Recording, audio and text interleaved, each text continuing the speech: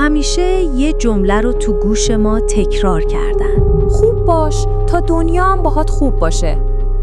قشنگه ولی یه دروغ شیکه. واقعیت اینه آدم خوب تو این دنیا طعمه است.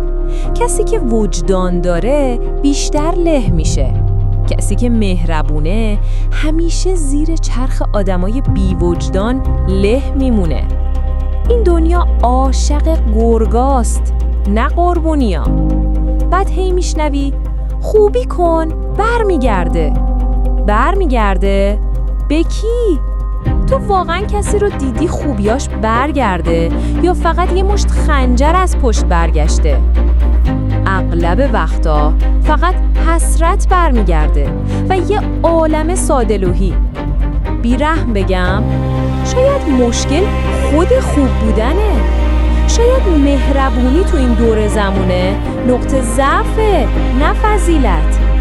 شاید خوب بودن فقط تو قصه ها جواب میده نه تو دنیای واقعی که قانونش نیش و دندونه.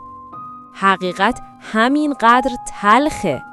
دنیا به آدم خوب هیچ بدهی نداره. اصلا هم قرار نیست باهات خوب باشه فقط چون تو خوبی. حالا تو بگو تو زندگی تو خوب بودن چی برات آورده؟ سود یا فقط شر؟ نظر شما چیه؟